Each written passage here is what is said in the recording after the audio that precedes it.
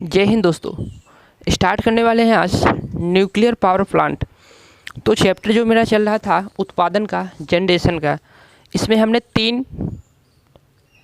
तीसरा स्टार्ट करने वाले हैं। इससे पहले मैंने दो पढ़ लिया था। पहले तो हाइड्रोजन और दूसरा जो ताप विद्युत है, थर्मल पावर प्लांट है, इन दोनों को पढ़ लिया था इससे पहले वाली क्लास में। तो अब हम पढ़ने वाले हैं न्यूक्लियर पावर प्लांट, परमाणु विद्युत संयंत्र। परमाणु से कैसे विद्युत का उत्पादन करते हैं, वो कैसे संयंत्र होता है, कैसे उसकी वर्किंग प्रोसेस होती है, इन सभी चीज़ों को हम समझने वाले हैं। इसमें हम देखते हैं परमाणु विद्युत संयंत्र, न्यूक्लियर पावर प्लांट। तो आज का टॉपिक जो रहेगा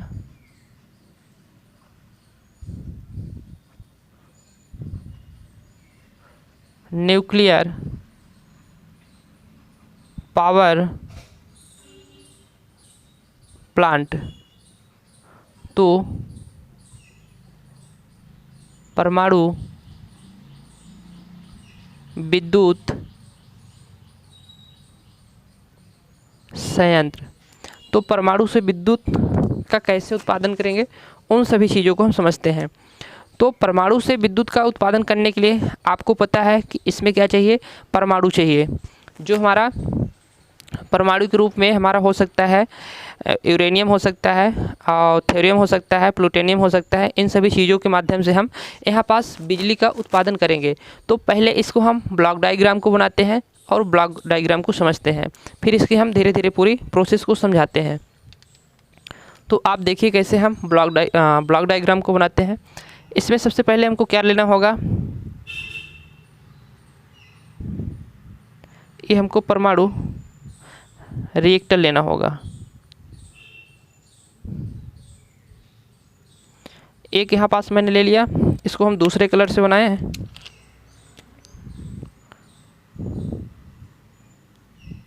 तो यहाँ पास हमने ये परमाणु रिएक्टर हो गया।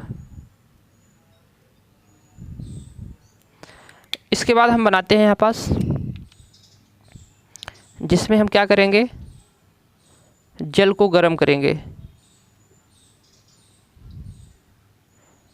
इसको हम यहाँ पास ले लेते हैं, इसको हम बोलेंगे एक्सचेंजर टैंक। चूँकि जल को क्या होता है यहाँ पास, एक्सचेंज यहाँ पास होता है। एक्सचेंज मतलब अदला बदली। तो यहाँ पास हो गया हमारा एक्सचेंजर टैंक।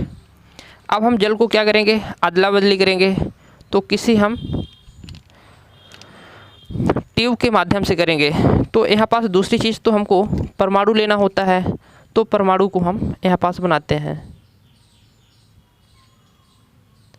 ये हो गया अपना मॉडरेटर, और मॉडरेटर के बीच में हम यहाँ पास एक दीवार लगा दिए। अब यहाँ हम रखेंगे परमाणु पदार्थ को। तो परमाणु पदार्थ को हम कुछ इस प्रकार से डिजाइन करते हैं, ऐसे करके।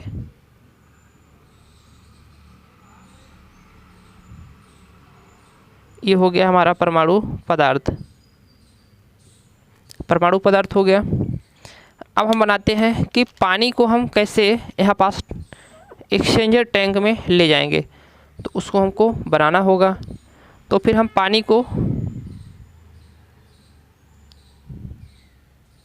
यहाँ पास से हम पानी को ले जाएंगे। जिससे हम ले जाएंगे इसको हम बोलेंगे क्या, ये है हमारा ट्यूब। कैसा ट्यूब है, शीतलन ट्यूब है। इसको इस प्रकार से हम घुमा के ले जाते हैं।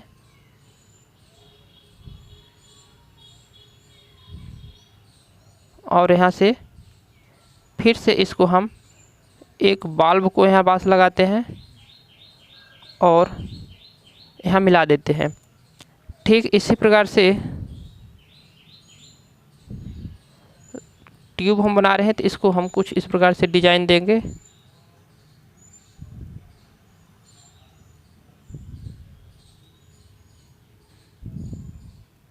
और इसको यहाँ ले जाकर क्या कर देंगे, मिला देंगे। यहाँ पास ये बाल्ब है, बाल्ब को हम भी लिखेंगे, अभी इसका नामकरण करेंगे। तो अब यहाँ पास हम क्या बनाते हैं, दूसरी चीज़ जो हमने टरबाइन में पढ़ा था, तो यह हो गया हमारा। एक यहाँ पास हम नोजल को लगा देंगे और स्टीम टरबाइन में हमने पढ़ लिया था ये चीज़ हमारी क्या होती है।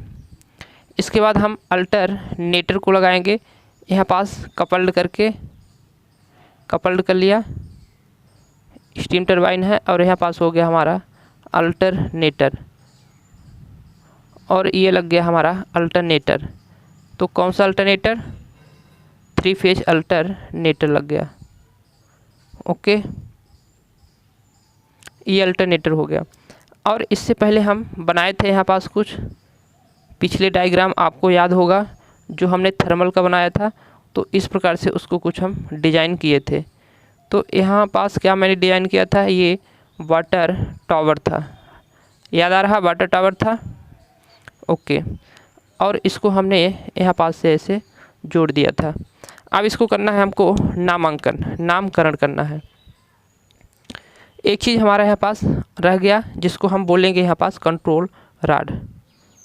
चूँकि इसको जब हम बमबारी कराएंगे तो कंट्रोल इसको हमको करना पड़ेगा, बहुत ही कम टाइम में बहुत ज़्यादा इसमें संक्रिया होती है। इतनी सारी चीज़ें हो गई, ये हमारा हो गया इसकी डिज़ाइन। अब इसमें हम आते हैं, पूरे को नामकरण करते हैं। ये हमारा हो गया कंट्रोल रॉड, इसको हम बोलेंगे कंट्रोल रॉड, बोले तो नियंत्रक रॉड, छड़ बोल सकते हैं, छड़ ही लिखते हैं, नियंत्रक छड़। अब यहाँ पास ये क्या है हमारा, इसको हम लिखेंगे मंदक, मंदक को बोले तो मोडेरेटर। इसके बाद यहाँ पास हम परमाणु पदार्थ लेंगे। परमाणु पदार्थ जो होगा मतलब एटॉम मैटर, यहाँ पास परमाणु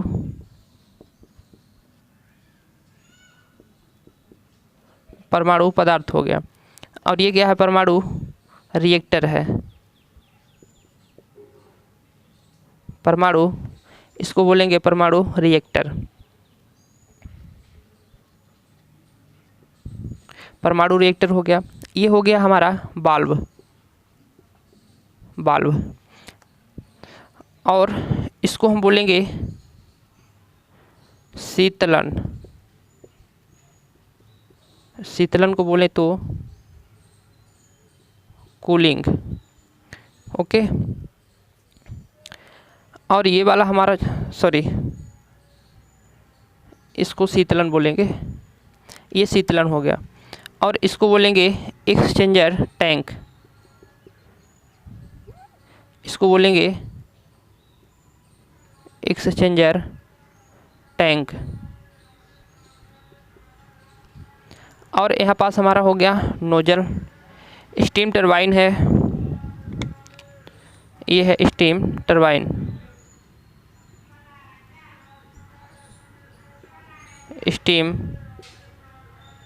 स्टीम टरबाइन हो गया। और यहाँ पास ये कंडेंसर हो गया, कंडेंसर। और ये हो गया वाटर टावर,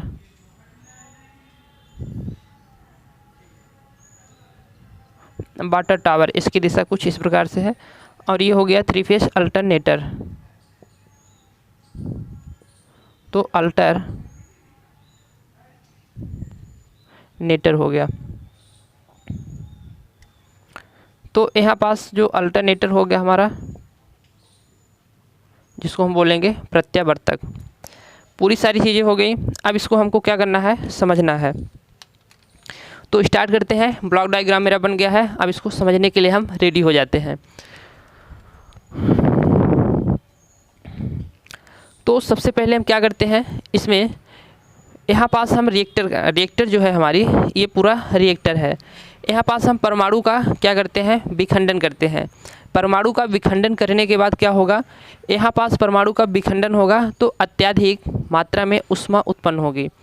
अब अत्यधिक मात्रा में जब ऊष्मा उत्पन्न होगी तो यहाँ पास क्या रहता है, हमारा पूरा जल रहता है।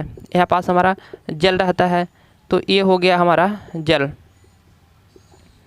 अब इसी जल को हमको क्या करना है, गर्म करना है।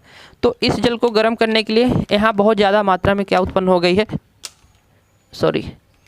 यहाँ बहुत ज़्यादा मात्रा में पूरे में क्या हो गई है, परमाणु रिएक्टर में बहुत ज़्यादा मात्रा में ऊष्मा उत्पन्न हो गई है।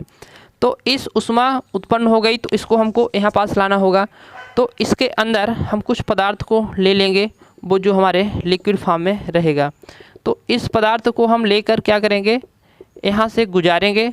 तो यह पदार्थ आएगा, जब पानी के संपर्क में आएगा तो वो क्या कर देगा, गर्म कर देगा, पानी को गर्म कर देगा और पानी में क्या हो जाएगी, ऊष्मा में बदल जाएगी, हीट में, भाप में बदल जाएगी। और जैसे हीट में, भाप में बदलेगी तो उस हीट को हम कहाँ ले जाएंगे, स्टीम, उस स्टीम को कहाँ ले जाएंगे, हम स्टीम टरबाइन में ले जाएंगे। और स्टीम टरबाइन में ले जाकर हम इस अल्टरनेटर को घुमाएंगे और घुमाकर हम क्या करेंगे, यहाँ पास बिजली का उत्पादन करेंगे। यह इसकी नॉर्मल प्रोसेस हो गई। नॉर्मल आपको एक बार समझा दिया। अब पूरे हम एग्जाम के दृष्टिकोण से हम पढ़ रहे हैं, तो इसको हम पूरी चीज़ को एक एक टॉपिक वाइज को हम समझेंगे यहाँ पास। तो सबसे पहले हम देखते हैं यहाँ पास कि इसकी हम डिफिनीशन क्या बताएंगे। तो परमाणु विद्युत संयंत्र, हमारा जो परमाणु विद्युत संयंत्र है तो वो क्या है, तो परमाणु विद्युत संयंत्र की सहायता से जो हम बिजली का उत्पादन करते हैं तो वो होता है हमारा परमाणु विद्युत संयंत्र। तो इसमें हम परमाणु ऊर्जा को हम किस में बदलते हैं, विद्युत ऊर्जा में कन्वर्ट करते हैं, तो वो हमारी क्या कहलाती है, परमाणु विद्युत संयंत्र कहलाता है।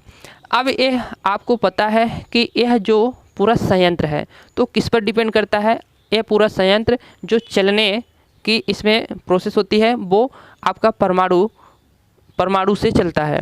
तो इसमें पूरे में परमाणु की ज़रूरत होती है, परमाणु से यह चलता है, बगैर परमाणु पदार्थ के नहीं चलेगा। जैसे आपका कोयला वाला था तो वो कोयले से चल रहा था, पानी वाला था तो वो पानी से चल रहा था, ये वाला है आपका परमाणु, तो परमाणु पदार्थ से चलेगा।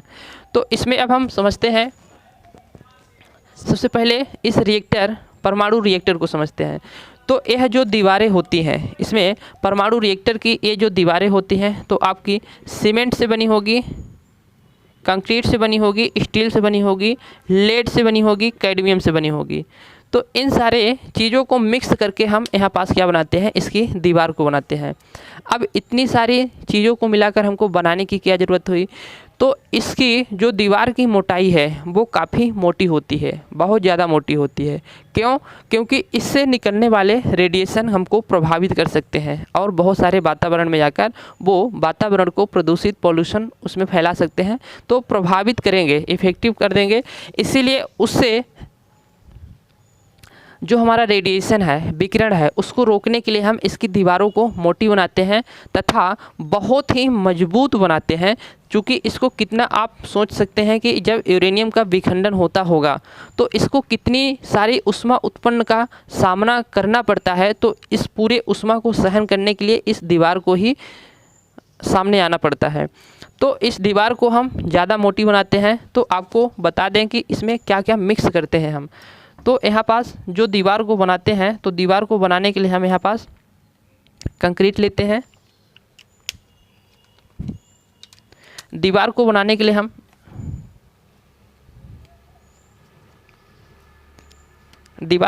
लिए हम सीमेंट लेंगे, कंक्रीट लेंगे, स्टील लेंगे, लेड लेंगे, कैडमियम लेंगे। तो इन सारी चीज़ों को हम मिक्स करके क्या बनाते हैं, इसकी दीवार को बनाते हैं। इसकी ये परमाणु रिएक्टर इसकी दीवार को बनाते हैं।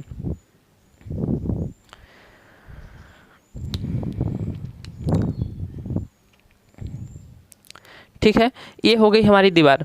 अब इसमें हम देखेंगे कि जो मंदक होता है, मंदक, तो यह मंदक क्या करेगा, उस परमाणु के जो परमाणु होता है, यहाँ पास क्या है, परमाणु है, तो इस परमाणु को हम जब क्या करेंगे, इलेक्ट्रॉन की बमबारी कराएंगे। इलेक्ट्रॉन की बमबारी कराएंगे तो यह परमाणु क्या होगा, इसका जो नाभिक है, परमाणु का नाभिक है, वो बहुत ही तीव्र गति से क्या होगा, विखंडित होगा। बहुत ही तीव्र गति से परमाणु का नाभिक विखंडित होगा। तो जब एक नाभिक वो टकराएगा परमाणु से, एक नाभिक टकराएगा तो यहाँ पास जो एक नाभिक टकराएगा तो अपने ही जैसे वो 3 नाभिक को क्या करेगा, तैयार करेगा। वो बहुत ही कम टाइम में अपने ही जैसे 3 नाभिक को तैयार करेगा।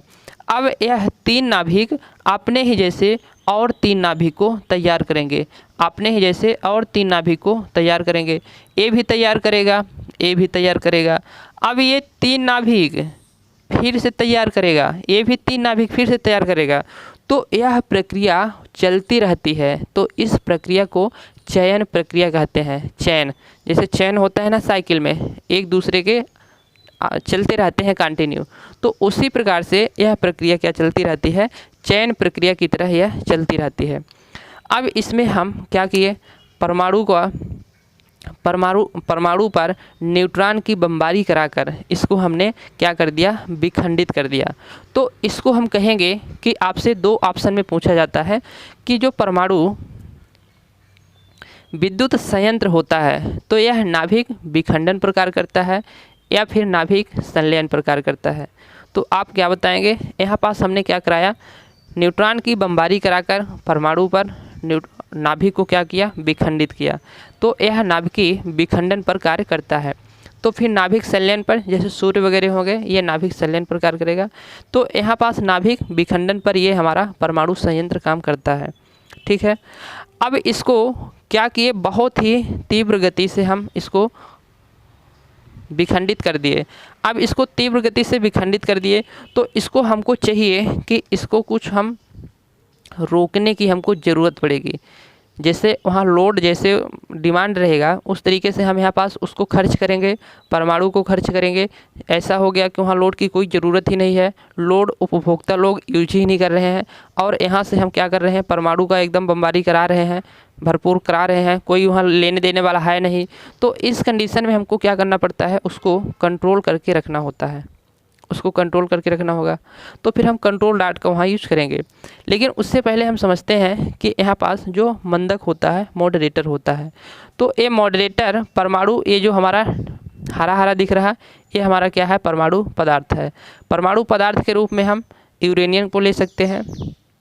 परमाणु पदार्थ के रूप में हम लिखते हैं यहाँ पास किसको किसको ले सकते हैं, तो परमाणु पदार्थ को हम यूरेनियम आपका 235 यूरेनियम को, यूरेनियम 233 को ले सकते हैं, यूरेनियम 238 को ले सकते हैं और यहाँ पास प्लूटोनियम 239 को ले सकते हैं और जो एक होता है आपका थोरियम 232 को। तो इन सारी जो आपके परमाणु हैं, इन परमाणुओं का यूज हम कहाँ करेंगे, इसको परमाणु पदार्थ के रूप में इन सभी यूरेनियम को, प्लूटोनियम को, थोरियम को, ये हमारी जो आवर्त सारणी होती है तो उसमें ये सब तत्व पाए जाते हैं। आप केमिस्ट्री का कभी अध्ययन किए होंगे तो आपको ऑलरेडी पता होगा। तो इन सारी परमाणुओं को हम कहाँ लेते हैं, इसके पदार्थ के रूप में इसको हम बमबारी कराने हैं, इसको विखंडन कराने के लिए हम इन पदार्थों का यूज करते हैं। तो परमाणु पदार्थ के रूप में हम किसका लेंगे, यूरेनियम 235, यूरेनियम 233, यूरेनियम 238, प्लूटोनियम 239 और थोरियम 232। इन पदार्थों का हम यूज करेंगे परमाणु पदार्थ को बनाने के लिए। अब इसके जो परमाणु पदार्थ हो गया, इसके ऊपरी वाला जो कवर है इसको हम बोलेंगे मंदक, मॉडरेटर। तो मंदक और मॉडरेटर का क्या काम हुआ, तो जो मंदक होता है, मॉडरेटर होता है, तो ये क्या करेगा, मंदक मतलब धीमा, इसकी गति को क्या कर देगा, धीमा कर देगा। अब इसकी गति को धीमा करने के लिए हम ऐसे ही नहीं करा लेंगे इसके कि हाथ से पकड़ लें या किसी प्लास्टिक से, लोहे से ढक दे तो इसकी गति को धीमा हो जाएगा। इसके लिए भी एक पर्सनल मटेरियल की यूज़ किया जाता है। जो मटेरियल होते हैं तो वो मटेरियल ही इसको क्या कर सकते हैं, मंद कर सकते हैं, धीरे कर सकते हैं। तो इसको मंदक के रूप में हम किसका प्रयोग करते हैं, आपसे यह पूछा जाता है कि मंदक के रूप में हम किसका प्रयोग करते हैं। तो आपका कार्बन हो गया, ग्रेफाइट हो गया और आपका बेरिलियम हो गया, D2O हो गया। D2O मतलब भारी जल। तो यहाँ पास हम लिखते हैं कि मंदक के रूप में किसका उपयोग करते हैं, तो यहाँ मंदक के रूप में आपका कार्बन हो गया, ग्रेफाइट हो गया, D2O, D2O मतलब भारी जल, D2O हो गया, और यहाँ पास बेरिलियम हो गया, बेरिलियम। तो इन चीज़ों का हम यूज करते हैं, इन पदार्थों का हम यूज करते हैं मंदक के रूप में। जो मंदक होता है तो क्या करता है, इस जो न्यूट्रॉन है, जो हम न्यूट्रॉन की बमबारी कराए थे परमाणु पदार्थ पर, उस न्यूट्रॉन के वेग को, वेलोसिटी को कम करेगा। तो इसका काम यहाँ पास मंदक का ये हो गया। इसके बाद हम आते हैं नियंत्रक छड़, नियंत्रक रॉड पर आते हैं, कंट्रोल रॉड पर। तो फिर ये कंट्रोल रॉड क्या करेगा, तो परमाणु को हम नियंत्रित करने के लिए कंट्रोल रॉड का यूज करेंगे। क्योंकि वहाँ पास हमने दो चीज़ को किया था, एक तो हमारा परमाणु था, क्या था, एक परमाणु था, और दूसरा हमने न्यूट्रॉन की बमबारी कराया। तो यहाँ पास दो ही हमारे मामले हैं, एक तो न्यूट्रॉन है, एक तो परमाणु है। न्यूट्रॉन को कंट्रोल करने के लिए हमने क्या किया, मॉडरेटर का यूज किया। अब यहाँ पास परमाणु को कंट्रोल करने के लिए हम क्या करेंगे, यहाँ पास नियंत्रक छड़ का यूज करेंगे। अब नियंत्रक छड़ भी ऐसे ही कोई मटेरियल तो होगा नहीं, वो भी एक कोई ख़ास मटेरियल होगा। जैसे हम मंदक का यहाँ यूज़ किए हैं, ग्रेफाइट, कार्बन, D2O और बेरिलियम का यूज़ किए हैं, उसी प्रकार से हमारा जो नियंत्रक छड़ है, तो आपसे नियंत्रक छड़ उसमें ऑप्शन में देके पूछता है कि नियंत्रक छड़ जो होता है हमारा किससे बना होता है। तो आपको जो कंट्रोल रॉड होती है, तो कंट्रोल रॉड का नाम आपको बताने होते हैं। तो कंट्रोल रॉड जो होता है, तो यहाँ पास हम उसका नाम लिखते हैं। इसको थोड़ा सा हम इरेज करके जगह बना लें अपने लिए।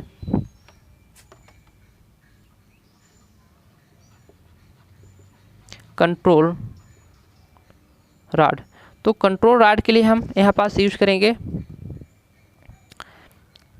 एक तो आपका होता है हाफनियम, बोरान होता है जिसको हम Br लिखेंगे, हाफनियम हो गया और बोरान हो गया, और एक आपका कैडमियम जिसको हम Cd लिखेंगे, कैडमियम जिसको हम Cd लिखेंगे। इन पदार्थों का उपयोग करके हम कंट्रोल छड़ के रूप में करते हैं। तो कंट्रोल छड़ के रूप में, अब कंट्रोल छड़ क्या करता है, कंट्रोल छड़ जो नाभिक का विखंडन होगा उसकी दर को क्या करता है, कम करता है। तो यह नाभिक के विखंडन की कम करने का काम कौन करता है, कंट्रोल छड़ करता है। कंट्रोल छड़ जो होता है तो इस नाभिक के विखंडन की दर को कम करता है। अब यहाँ पास ये पूरी परमाणु रिएक्टर के अंदर की प्रोसेस हो गई। अब क्या करेंगे, हम पानी को मेन हमको गर्म करना होता है जिससे हम उसकी स्टीम को बना सकें।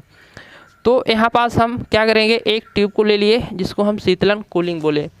अब इस कूलिंग में जो हमारा ये पदार्थ जा रहा है, तो इसमें हम कई प्रकार से पदार्थों का यूज करते हैं, इसमें हम कई प्रकार से पदार्थों का यूज करते हैं। इन पदार्थों को हम यहाँ पास ट्यूब से क्या करेंगे, बहाएंगे। तो यहाँ पास अत्यधिक मात्रा में ऊष्मा उत्पन्न जो हुई है इसके संपर्क में आएगी, और जो पदार्थ को हम यहाँ पास से बहा रहे हैं उस पदार्थ को क्या करेगा, या हीटिंग कर देगा, गर्म कर देगा हाई टेम्परेचर में, और यह पदार्थ फिर जाके क्या करेगा, इस जल में एक स्थिरता लाएगा। क्योंकि इसको घुमाव के लिए हम क्यों बनाएं, क्योंकि इसमें धीरे धीरे इसकी प्रोसेस हो ताकि पूरे पानी को अच्छे तरीके से क्या कर सके, हीट कर सके, गर्म कर सके। तो यहाँ पास जो हमारा जल है, इस जल को क्या करेगा, गर्म कर देगा ये पदार्थ। तो आपको जानना जरूरी यह होता है कि यहाँ पास जो हम पदार्थ ले रहे हैं इस ट्यूब में, शीतलन ट्यूब में पदार्थ को जो हम ले जा रहे हैं वो क्या क्या पदार्थ हो सकते हैं। तो वो आपका गैस के रूप में हो सकता है, या तो फिर आपका वो लिक्विड फॉर्म के रूप में हो सकता है। गैस के रूप में हम यदि लेते हैं तो वो, यदि हम गैस के रूप में लेते हैं तो वो आपका हाइड्रोजन हो सकता है, वो आपका हीलियम हो सकता है, वो आपका कार्बन डाइऑक्साइड हो सकता है। यदि हम उसको लिक्विड फॉर्म में लें, लिक्विड फॉर्म मतलब तरल पदार्थ के रूप में, तो तरल पदार्थ के रूप में हम उसको सोडियम को ले सकते हैं। तरल पदार्थ के रूप में हम सोडियम को ले सकते हैं। भारी जल को कैसे लेंगे, उसको भी लिक्विड फॉर्म के रूप में लेंगे। सामान्य जल को भी हम लिक्विड फॉर्म के रूप में लेंगे। और एक होता है लिथियम, एक होता है लिथियम। तो यहाँ पास लिथियम को भी हम लिक्विड फॉर्म के रूप में ले सकते हैं। एक होता है पोलेटियम, एक होता है पोलेटियम। तो पोलेटियम को भी हम क्या कर सकते हैं, पोलेटियम को भी हम यहाँ पास लिक्विड फॉर्म को रूप में ले सकते हैं, पोलेटियम। तो ये जो हमारे पदार्थ हैं ये लिक्विड फॉर्म में रहेंगे और ये जो हमारे पदार्थ हैं ये गैस के रूप में रहेंगे। इसमें सामान्य जल भी ले सकते हैं H2O, और आपका जो डिस्टिल वाटर होता है D2O, तो इसको भी हम नॉर्मल इसमें लिक्विड फॉर्म के रूप में इन सभी चीज़ों का हम यूज कर सकते हैं। यदि गैस के रूप में यूज करना चाहें तो hydrogen, helium, carbon dioxide, CO2, और यहाँ पास लिक्विड फॉर्म के रूप में जब यूज करना चाहें तो आपका नॉर्मल जल जो हम लोग पीते हैं उस जल को भी यूज कर सकते हैं, और यहाँ पास D2O जो आपका डिस्टिल वाटर होता है उसको यूज कर सकते हैं। सोडियम जो होता है उसको लिक्विड फॉर्म में लेंगे, और यहाँ पास लिथियम जो है तो उसको भी लिक्विड फॉर्म में लेंगे, और यहाँ पास जो पोलेटियम है उसको भी हम लिक्विड फॉर्म में लेंगे। तो इन पदार्थों का हम यहाँ ट्यूब के रूप में ट्यूब के अंदर डालकर बहाएंगे और वो पानी को गर्म करेगा, पानी को गर्म कर देगा और हमारी वहाँ पास स्टीम बन जाएगी, भाप बन जाएगी। अब यहाँ भाप तैयार हो गई, भाप को हम क्या करेंगे, आगे भेजेंगे। इधर साइड की जो प्रोसेस है, इससे पहले वाली जो क्लास में मैं पूरी चीज़ें बताया था वो जो थर्मल प्लांट के बारे में, तो उसमें आप देखे होंगे तो ये चीज़ें समझने में आपको कोई दिक्कत नहीं होगी, क्योंकि यहाँ से अब पूरा भाग क्या हो गया, हमारी स्टीम तैयार हो गई। अब पूरा ही भाग क्या है यहाँ पास, जैसे थर्मल पावर प्लांट में था ठीक उसी प्रकार से यहाँ भी है। तो इसको समझाने की जरूरत नहीं है, फिर भी एक बार हम बता देते हैं। यहाँ पास स्टीम आ गई हमारी, काफ़ी प्रेशर से आ गई स्टीम। टरबाइन को वो क्या किया, घुमाया। टरबाइन के रूप में हम क्या करते हैं, एक तो आपने इम्पल्स टरबाइन और दूसरी रिएक्शन टरबाइन। जो रिएक्शन भी आपके दो प्रकार से बताया था, एक तो आपकी फ्रांसिस टरबाइन और दूसरी जो थी कैप्लेन टरबाइन। तो नॉर्मल स्पीड के लिए हमने किसका यूज़ किया था, इम्पल्स टरबाइन का, और मीडियम लो के लिए हम यूज़ किया था रिएक्शन टरबाइन का। तो यहाँ पास टरबाइन भी हम लगा लेते हैं, और टरबाइन को हम किससे कन्वर्ट कर देते हैं, अल्टरनेटर से कन्वर्ट नहीं, जॉइंट कर देते हैं। जॉइंट मतलब युग्मन, मतलब जोड़ देते हैं, कपल्ड कर देते हैं। तो यहाँ पास ही हमने कपल्ड कर दिया अल्टरनेटर से, सीधे ही अल्टरनेटर के संपर्क में आकर वो अल्टरनेटर अब क्या करेगा, अपने मैकेनिकल एनर्जी को इलेक्ट्रिकल एनर्जी में कन्वर्ट कर देगा, यांत्रिक ऊर्जा को विद्युत ऊर्जा में कन्वर्ट कर देगा। और यहाँ पास एक कंडेंसर वगैरह लगाया था, जो हमारी बाटल वगैरह ये सब पहले पुरानी चीज़ में, पुराने क्लास में मैं समझा चुका हूँ, जो इससे पहले लिया था। तो ये चीज़ें आपको पूरी समझ में आ गई होगी। जो हमारा परमाणु विद्युत संयंत्र है, तो इसमें इतनी सारी चीज़ें हमने आपको इम्पोर्टेंट जो थी वो मैंने पूरा क्रिया विधि सहित आपको समझा दिया। अब हमने जो इसमें परंपरागत स्रोत और गैर परंपरागत स्रोत, इसमें हम कितने सारे प्रकार से पढ़े थे। परंपरागत स्रोत में जो हम पहले दिन बताया था वो कितने, एक तो हाइड्रोजन हो गया, हाइड्रो पावर प्लांट। दूसरा हम बताए थे आपको थर्मल पावर प्लांट। तीसरा बताए थे न्यूक्लियर पावर प्लांट, और जो चौथा बताए थे डीजल इंजन पावर प्लांट, और जो पांचवा था हमारा गैस टरबाइन पावर प्लांट। तो हमने 3 पावर प्लांट के बारे में पढ़ लिया और एक के बारे में और पढ़ना है अभी।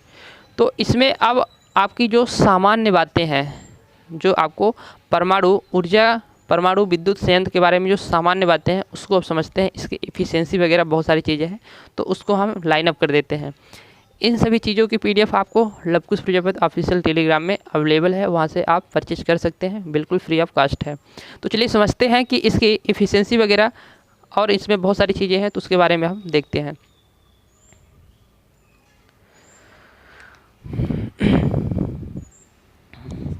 ओके, वीडियो क्लियर आ रहा, बिल्कुल वीडियो क्लियर आ रहा। तो इसमें जो हमारा परमाणु विद्युत संयंत्र है, तो परमाणु विद्युत संयंत्र हमारा परमाणु ऊर्जा पर निर्भर होता है, परमाणु ऊर्जा पर, परमाणु विखंडन पर कार्य करता है।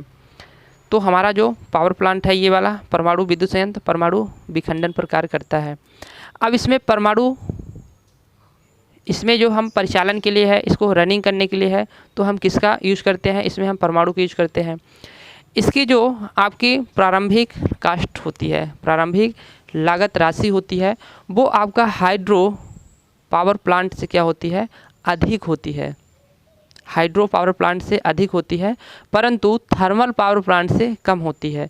तो इसकी जो कास्ट होती है इन दोनों के बीच में होती है, हाइड्रो पावर प्लांट से अधिक होती है और थर्मल पावर प्लांट से कम होती है। किसकी, न्यूक्लियर की बात कर रहा हूँ। चूँकि मैं बताया था कि सबसे ज़्यादा कास्टली होती है प्रारंभिक लागत राशि में, तो वो होती है आपकी थर्मल पावर प्लांट। इसके बाद आता है हमारा इसके बाद आता है हमारा न्यूक्लियर, फिर आता है हमारा हाइड्रोजन। नहीं, पहले हमारा थर्मल आता है, इसके बाद हमारा हाइड्रोजन आता है और इसके बाद क्या आता है, ये हमारा जो न्यूक्लियर है। ठीक है, अब इसमें जो प्रारंभिक लागत राशि है उसके बारे में बताया। अब जो रनिंग कंडीशन है, रनिंग में जैसे हमने हाइड्रो के लिया था, हाइड्रो वाले में रनिंग में बिल्कुल जीरो रहता है, उसमें कोई हमको पैसा नहीं लगता है। तो इसमें यदि रनिंग की बात करें तो इसमें क्या होता है, रनिंग कास्ट इसमें होती है। तो इसमें जो रनिंग लागत राशि होती है हाइड्रो पावर प्लांट से क्या होती है, इसमें जो रनिंग होती है वो हाइड्रो पावर प्लांट से क्या होती है, अधिक होती है, और इसमें थर्मल पावर प्लांट से कम होती है इसकी रनिंग भी। तो इन सभी चीज़ों को आपको याद रखना है। अब इसकी एफिशिएंसी की बात करें, इसकी दक्षता की बात करें, तो इसमें जो दक्षता है तो आपकी 30 से 40% इसकी क्या होती है, दक्षता होती है। तो इसको नॉर्मली आपको 30 ही ऑप्शन में दिया जाएगा, तो इसकी एफिशिएंसी को आपको 30 ही रखना है, 40 नहीं कह सकते इसमें, 30 से 40। तो आपको इसमें 30 ही रखना है याद, कि जो इसकी एफिशिएंसी होती है यहाँ पास, जो इसकी एफिशिएंसी होगी वो 30% होती है। तो इसकी एफिशिएंसी कितनी होगी, 30% होगी। अब यह जो पावर प्लांट होते हैं, तो जैसे हमने हाइड्रो पावर प्लांट को है तो अपने जो गांव है, शहर है, उससे कहीं दूर हम इसको स्थापित किए थे हाइड्रो वाले को, जहां पहाड़ी पथरीली क्षेत्र है, ताकि वहां पास क्या ना हो, बाढ़ हो रहा है, तो बहुत सारी चीज़ बताया था। तो उसी प्रकार से इस परमाणु विद्युत संयंत्र को भी अपने जहां मेन आदमी निवास करता है उससे थोड़ा दूर मतलब 40 से 50 किलोमीटर दूर पर ही इस संयंत्र को स्थापित किया जाता है। अब इस संयंत्र की बात करें कि जो मेंटेनेंस कास्ट है, मतलब मेंटेनेंस वाली, जो इसको अनुरक्षण वाली वो कास्ट है, तो इसमें सबसे ज़्यादा अनुरक्षण दक्ष श्रमिकों की आवश्यकता होती है। मतलब अच्छे लेवल के जो श्रमिक होते हैं, इसके अनुरक्षण की आवश्यकता बहुत ज़्यादा होती है, इसके मेंटेनेंस कास्ट बहुत ज़्यादा है, तो उसके लिए हमको दक्ष श्रमिकों की आवश्यकता होती है। तो इसकी मेंटेनेंस कास्ट जो है तो वो क्या होती है, थोड़ा ज़्यादा होती है। ठीक है, अब इसको बात करें बेस लोड और आपका जो पीक लोड होता है, तो उसमें से इसको हम किसको लिए यूज करते हैं, तो यह पावर प्लांट आपका बेस लोड पर कार्य करता है, इसको पीक लोड पर यूज नहीं करते हैं, इसको हम बेस लोड पर यूज करते हैं। तो इसको हम बेस लोड पर यूज करेंगे।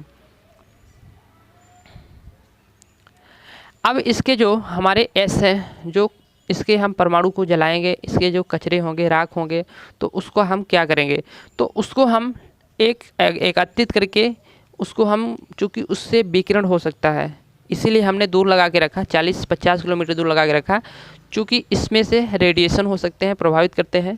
तो उसको हम क्या करते हैं, एक गाड़ी में पैक कर लेते हैं और उसको समुद्र के किनारे गड्ढे खोद कर वहाँ पास ले जाकर इसको हम ढक देते हैं।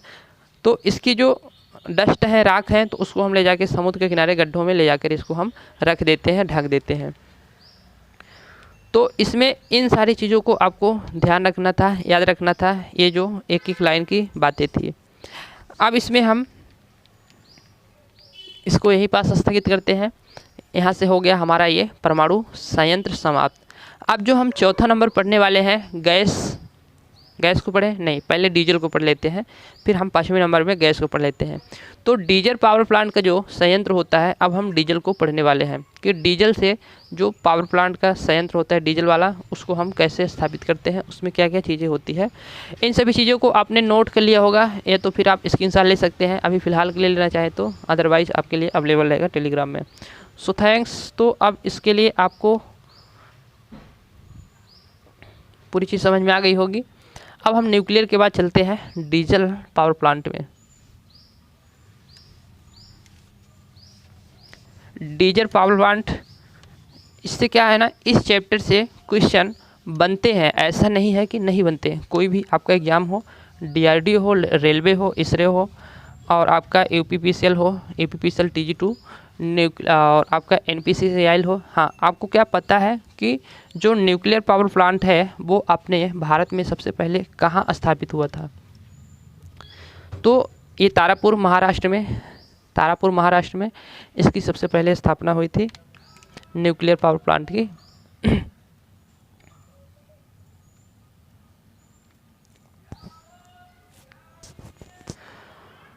तो यहाँ हम अब देखते हैं कि जो डीजल इंजन है,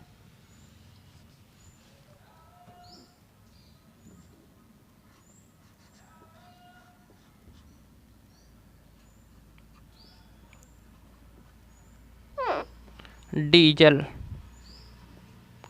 डीजल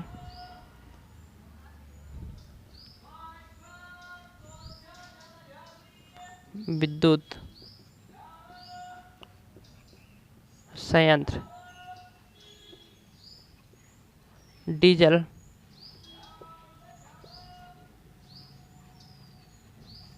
पावर प्लांट। तो डीजल पावर प्लांट अब हम समझेंगे। तो यहाँ डीजल हमने मेन चीज़ हमारा जो ये परमाणु हो, हाइड्रो हो, या तो फिर आपका न्यूक्लियर हो, इन सभी चीज़ों का इतना जो नाटक करना पड़ता है तो किस लिए हम करते हैं? मेन चीज़ तो अल्टरनेटर को हम प्राइम मूवर के रूप में इन सभी चीज़ों का हम उपयोग करने के लिए हम अभी तक ये सब सारी चीज़ें किए। तो मेन चीज़ इसमें ये है कि हम अल्टरनेटर को प्राइम मूवर के रूप में अल्टरनेटर को घुमाने के लिए जो अभी तक हमने पूरी चीज़ों को यूज किया था वो वही चीज़ था कि अल्टरनेटर को में घुमाना था। अब इसमें अल्टरनेटर को प्राइम मूवर के रूप में घुमाने के लिए हम डीजल का यूज करेंगे, डीजल इंजन की यूज करेंगे। अब जो डीजल इंजन होगा तो वो फ़िलहाल आपको पता है वो डीजल से ही चलेगा। तो जो डीजल इंजन होता है तो इसकी डिफिनीसन हम क्या बताएंगे? तो जो डीजल इंजन है तो वह क्या करेगा? प्राइम मूवर इसको हम देंगे अल्टरनेटर को। तो डीजल इंजन जो होता है तो अपनी डीजल इसको कैसे डिफिनीसन करेंगे? हाँ, प्राइम मूवर के रूप में डीजल इंजन का यूज करके ऐसे बोलेंगे कि प्राइम मूवर के रूप में डीजल इंजन का यूज करके इसको हम विद्युत ऊर्जा में परिवर्तित करते हैं तो वह डीजल पावर प्लांट कहलाता है। तो डीजल पावर प्लांट कहलाएगा। अब जो डीजल पावर प्लांट है तो इसको हम क्या करते हैं? प्राइम मूवर के रूप में हम यहाँ पास क्या ले लिए? ये डीजल का पावर प्लांट हो गया। अब यहाँ पास हमने कपल्ड कर दिया किसको? यहाँ पास हम एक अल्टरनेटर को कपल्ड कर दिए। तो ये हो गया हमारा अल्टरनेटर। यहाँ से हम क्या ले लेंगे? सप्लाई लेंगे आउटपुट में, और ये हो गया हमारा अल्टरनेटर। और ये डीजल हो गया हमारा डीजल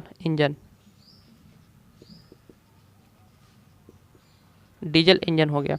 तो प्राइम मूवर के रूप में हम किसका यूज़ किए हैं? डीजल इंजन का, और इसको कपल्ड करके अल्टरनेटर को हमने क्या किया? प्राइम मूवर दे दिया।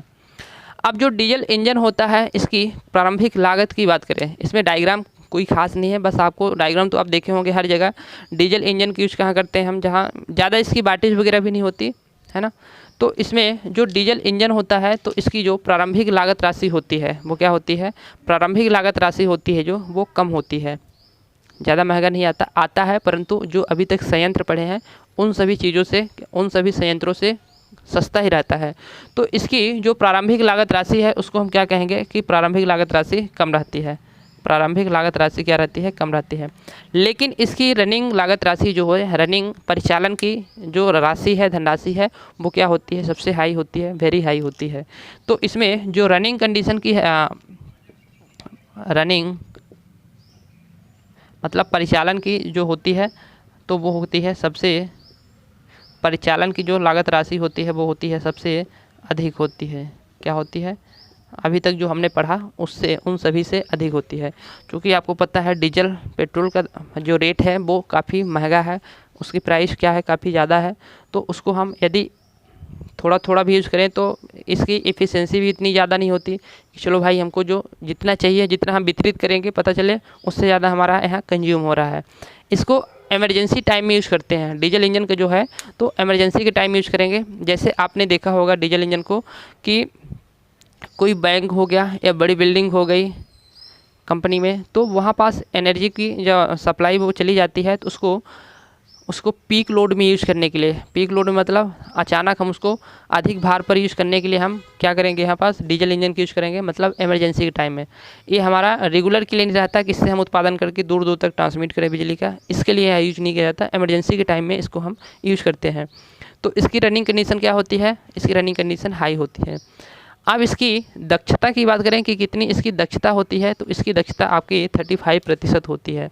कितनी होती है? इसकी एफिशिएंसी जो होती है तो वो होती है आपकी 35%। इसकी दक्षता भी ज़्यादा नहीं होती, इतनी होती है। लेकिन अपनी जो न्यूक्लियर पढ़ा उससे तो कहीं ज़्यादा ही है। तो इसकी दक्षता कुछ इस प्रकार से हो जाती है। अब इसको हम किस लिए यूज करते हैं, इसको हम किस लिए यूज करते हैं, किस लिए का मतलब जो अभी तक हमने स्टैंड बाय लॉस पढ़ा, तो एक होता है स्टैंड बाय लॉस और एक होता है स्टैंड बाय। तो स्टैंड बाय के लिए यूज़ करते हैं, मतलब इसमें ऐसी कोई लॉसेस नहीं होनी चाहिए, नहीं होती है कि इसको हम खड़ा करके रख दिए तो हमारी कल परसों यूज़ करना हो तो ये ख़राब हो जाएगा। इसमें ऐसा कोई लॉसेस नहीं है, इसको स्टैंड बाय लॉस नहीं कहेंगे, इसको यह कहेंगे कि इसको स्टैंड बाय के लिए यूज़ करते हैं। और जो इसमें लोड की बात करें तो वो इसमें जो लोड होता है वो पीक लोड के लिए यूज़ करते हैं हम। पीक लोड और बेस लोड हम समझाएंगे, अभी एक बार फिर से समझाएंगे कि होता क्या है। तो पीक लोड के लिए इसको यूज़ करते हैं और इसको दूसरी चीज़ किस लिए यूज़ करते हैं, स्टैंड बाय तथा पीक लोड। स्टैंड बाय तथा पीक लोड के लिए हम इसका यूज करते हैं। अब इसको आप सोचिए कि इसको स्टार्टिंग करने में कितना टाइम लगता होगा। तो अल्टरनेटर को स्टार्टिंग करने में ज़्यादा टाइम नहीं लगता, अल्टरनेटर को स्टार्टिंग करने में ज़्यादा टाइम नहीं लगता, 5 से 10 मिनट का टाइम ज़रूर लगता है। चूँकि हाइड्रो पावर प्लांट में भी समथिंग इतना ही लगता था, 5 से 10 मिनट का इसमें क्या लगता है, टाइम लगता है। तो इसको स्टार्टिंग करने के लिए ज़्यादा टाइम नहीं लगता। तो फिर इसको कितने केवीए तक के बनाए जाते होंगे, इसकी जो केवीए रेटिंग है तो कितनी केवीए रेटिंग तक की बनाई जाती होगी। तो ये जो डीजल विद्युत संयंत्र है तो आपका 25 केवीए से, कितना आपका जो ये संयंत्र है तो 25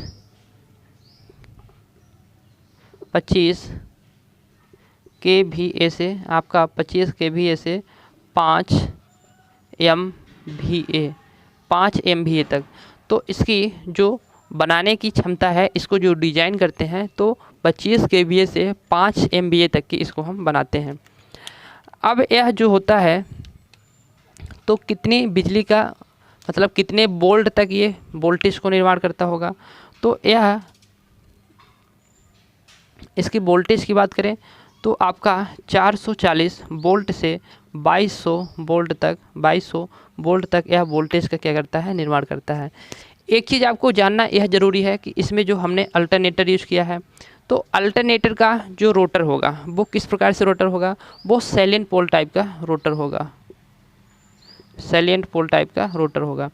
तो आपको ये भली बात पता होनी चाहिए कि सैलिएंट पोल टाइप जो रोटर होता है इसकी स्पीड कितनी होती है, हाई स्पीड के लिए यूज करते हैं कि लो स्पीड के लिए। तो सैलिएंट पोल जो रोटर होता है वो हाई स्पीड के लिए यूज नहीं करते हैं, वो लो स्पीड के लिए ही यूज करते हैं। तो इसकी जो स्पीड हो जाएगी, तो इस अल्टरनेटर की जो स्पीड हो जाएगी तो वो 214 RPM से 1000 RPM तक की इसकी होगी, स्पीड होगी। तो आपको इन चीज़ों को भी याद रखना ज़रूरी होता है। इसकी बात करें मेंटेनेंस लागत की, तो इसमें मेंटेनेंस लागत होती है, इसमें मेंटेनेंस लागत जो होती है, मेंटेनेंस की ज़रूरत पड़ती रहती है, क्योंकि इसमें इलेक्ट्रिकल चीज़ रहते हैं ज़्यादा ही। तो इसमें इंजीनियर की जैसे भी हो, हर प्लांट में इंजीनियर की आवश्यकता होती है, लेकिन इसमें तो कुछ मैकेनिकल भी पार्ट रहते हैं, तो उसमें इसमें मेंटेनेंस लागत की आवश्यकता होती है। लेकिन इसकी दक्षता की बात करें तो यह कम दक्षता के लिए इसका यूज हम करते हैं। इसकी दक्षता की बात करें तो इसकी ओवरलोड जो क्षमता होती है, दक्षता तो इसकी 35 है, ओवरलोड जो इसकी क्षमता है तो ओवरलोड क्षमता इसको आप देख रहे हैं 25 केवीए से, अभी तक इतना कम केवीए का मैं कोई बताया नहीं, ये बहुत ही कम का होता है। तो 25 केवीए से 500 MVA तक के लिए इसको हम यूज़ करते हैं। तो इसकी ओवरलोड जो क्षमता होती है वो क्या होती है, कम होती है। तो यहाँ पास इसको आप देख लेंगे कि ओवरलोड जो कैपेसिटी होती है तो क्या होती है, लो होती है, कम होती है। तो ओवरलोड कैपेसिटी जो होती है तो कम होती है।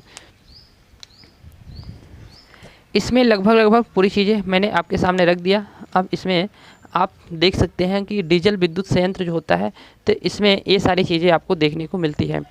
तो आज मैंने कितने पावर प्लांट ख़त्म किया, 2 पावर प्लांट ख़त्म कर दिया, एक तो न्यूक्लियर पावर प्लांट और दूसरा डीजल इंजन पावर प्लांट। तो इन सभी चीज़ों के बारे में इतनी महत्वपूर्ण बातें जितनी उतना मैं आपके साथ शेयर कर दिया, बता दिया। अब जो नेक्स्ट क्लास में आपको लेके आने वाले हैं वो आप करेगा, उसमें से कुछ तो हमारा गैर परंपरागत वाले भी रहेंगे, क्योंकि अब तो एक ही बचा है हमारा गैस टरबाइन। तो गैस टरबाइन को नेक्स्ट वीडियो में बताने वाले हैं। इसके बाद हम एक बताने के बाद आ जाएंगे गैर परंपरागत नॉन कन्वेंशनल वे। तो इतनी सारी चीज़ें हो गई, तो आज के लिए बस इतना ही। बाकी मिलते हैं नेक्स्ट क्लास में, नेक्स्ट वीडियो में आपके साथ। और आप ऐसे ही मेरे वीडियो में कंटिन्यू बने रहिए और आप अपनी नॉलेज को विस्तृत करते रहिए। सो थैंक्स अभी तक बने रहने के लिए मेरे वीडियो में। मिलते हैं नेक्स्ट क्लास में।